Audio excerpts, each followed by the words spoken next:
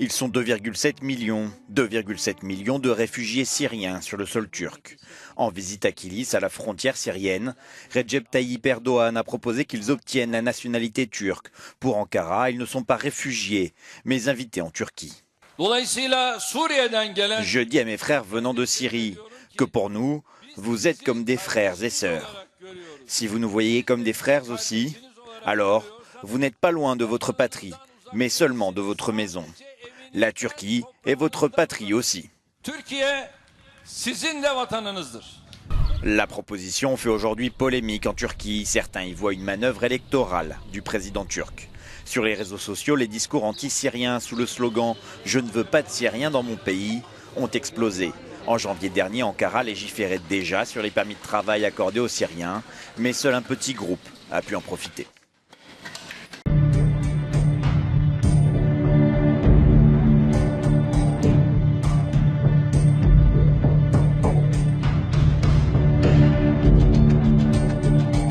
Alors ce qui est intéressant, c'est qu'on nous dit à la fois que les musulmans sont dangereux. On sait très bien que les zones dont viennent ces immigrés sont des zones où Daesh règne, qu'il est très facile, puisque ces combattants de Daesh sont en fait des nomades prédateurs venus d'un peu partout, ce ne sont pas des combattants syriens, et qui peuvent très bien à un moment donné retirer leur tenue de combat, se mettre en survêtement avec une paire de Nike et aller passer les frontières pour venir à la porte de l'Allemagne, de la France, etc. Donc on prétend à la fois lutter contre le danger du terrorisme islamique, et par l'ouverture de nos frontières à toutes ces masses incontrôlables, on laisse passer, en même temps qu'on fait Vigipirate et qu'on emmerde les gens comme moi, tous les terroristes potentiels déguisés en réfugiés. Ce droit d'asile, qui dit les valeurs de la France, vous le faites vivre, accueillir avec des règles bien sûr, avec une organisation sérieuse qui s'impose, ce droit d'asile vis-à-vis de ceux qui demandent la protection, quelle que soit son origine. On ne trie pas en fonction de la religion, on accueille les chrétiens, les musulmans, les yazidis, on ne trie pas. Ce sont des déserteurs en réalité, c'est des gens qui au lieu de combattre dans leur pays, et au lieu qu'on les aide à combattre dans leur pays pour lutter contre Daesh, quittent leur pays comme des lâches pour venir faire les parasites dans l'Europe du Nord, aidés par des réseaux de passeurs qui sont entièrement sous contrôle et commandités par les ONG américaines, et donc c'est une volonté totale de l'impérialisme américain. Ces migrants ont quitté la côte libyenne, entassés dans une barque pour rejoindre l'Europe. Ce jour-là, leurs sauveteurs ne sont pas gardes-côtes, c'est l'équipage réuni par un couple de millionnaires. Leur fille, 19 ans, était à bord du Phoenix, elle aussi. On a sauvé 3000 personnes en 60 jours. Je ne comprends pas pourquoi les États ne peuvent pas faire la même chose. We've also just found this as well, which is quite interesting. It's a guidebook for those coming over the water here. Inside are maps, an idea of the route people need to take, of reception centres, and then it's all in Arabic, of course, but at the front are websites and phone numbers for the Red Cross, for example, and other agencies that might be able to help people along their way. Ça se fait pas tout seul, ces migrations ultra massives, c'est organisé, et c'est organisé essentiellement par les Américains.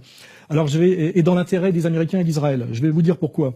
La crise chinoise, en ce moment, va avoir des conséquences terribles sur les États-Unis qui sont déjà en crise. Les Chinois, pour dégonfler leur bulle et revenir à un État capitaliste un peu mieux équilibré, en ce moment, ils vont dégonfler la bulle. Et donc, en fait, on est dans un monde avec trois puissances concurrentes, les États-Unis, l'Europe et la Chine. Les États-Unis, qui sont une puissance déclinante, ne peuvent pas s'en prendre à la Chine.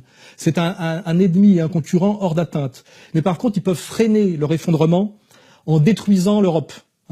Alors c'est déjà par le TAFTA, par le traité transatlantique, mais aussi par cette immigration massive qui, par exemple en France, ne peut produire que du chaos social et économique. Nous sommes dans un pays désindustrialisé, avec un chômage de masse et déjà une immigration incontrôlée, et que les Français ne supportent plus, avec en plus des médias qui leur forcent à identifier immigration et islam. Donc vous voyez que là, il y a une vraie stratégie d'effondrement, on va dire en gros, de l'Europe, dont seule à la limite l'Allemagne tirera peut-être son épingle du jeu.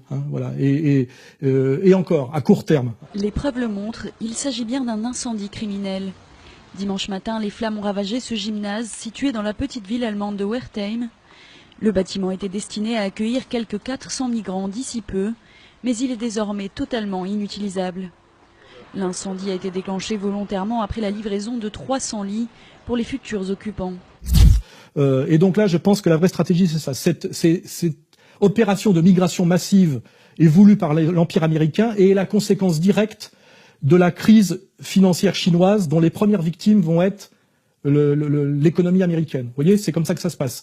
La Chine réajuste son capitalisme en dégonflant une bulle. La première victime, c'est les États-Unis. Les États-Unis, ne pouvant pas s'en prendre à la Chine, dans une espèce de relation triangulaire, tapent sur l'Europe par cette immigration, qui est d'ailleurs la phase 2 d'une stratégie, puisque ces migrants bougent de territoires que eux-mêmes ont détruits totalement. Destruction de l'Irak, destruction de la Libye, destruction de la Syrie. Là, si on veut avoir une vision globale, c'est la phase 2 d'une stratégie américano-sioniste. Et pourquoi je dis sioniste? Parce que de vider de ses forces vives, si vous regardez bien, une partie de l'Irak, la Syrie, le Liban, on va y venir demain par une nouvelle révolution colorée qui arrive, c'est préparer la purification ethnique par la fuite de migrants. De quoi? Du Grand Israël. Vous regardez le projet du Grand Israël, seul projet viable pour Israël en tant que puissance autonome ne dépendant plus des États-Unis, en voie d'effondrement, c'est le Grand Israël. Ça sera le Grand Israël ou plus d'Israël du tout. Or, tout ça concourt aujourd'hui, ce qui se passe en ce moment et que nous subissons, que nous prenons en pleine gueule, à retarder l'effondrement de l'Empire américain et à favoriser, la mise en place, on va dire, démographique du Grand Israël. Parce que le Grand Israël se frappe de deux manières. Un, parce que nous appellerons l'armée israélienne à pacifier Daesh. Nous mandaterons Israël pour ça. Il fera des guerres défensives, comme il fait à chaque fois, qui sont des guerres d'augmentation de territoire. On l'a vu dans toutes ces guerres. Hein. Toutes ces guerres sont des guerres soi-disant défensives, de conquête de territoire. 48, 67, 73. Et là, effectivement, ils arriveront sur des territoires occupés par Daesh, qui est un guignol sous contrôle américano-sioniste, en réalité fait de voyous, d'islamo-racailles, comme je l'ai toujours dit, au service d'islamo-sionistes. Et ils en prendront très vite le contrôle de territoires vidés des forces possibles de résistance, qui sont tous ces jeunes mâles qui seront dans des centres de réfugiés dans la banlieue de Roubaix, par exemple. Et donc ça sera d'autant plus facile pour eux de s'étendre, les Israéliens, parce qu'il y aura plus d'hommes pour leur résister face à eux. Et en plus, en s'appuyant sur Daesh, ils auront détruit, comme ils le font systématiquement, notamment pendant la Nakba, toutes les traces de l'histoire historique de ces pays.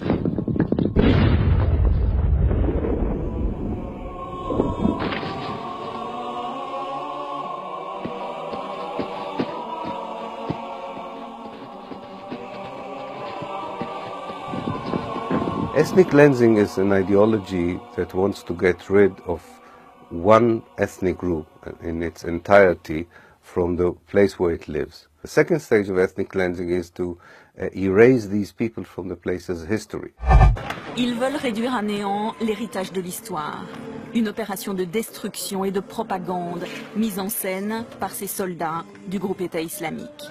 En faisant raser par Daesh au nom d'un islam délirant et radical toutes les traces historiques qui viendraient contredire le mensonge intégral qui est la mythologie biblique. Le texte biblique nous raconte l'histoire des Israélites venus de l'étranger et qui assiègent les cités cananéennes, puis les détruisent avant de fonder une nation dans le pays de Canaan.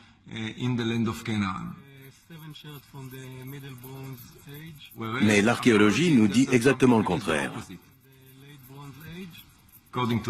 D'après les fouilles, l'essor d'Israël est une conséquence de l'effondrement de la société cananéenne.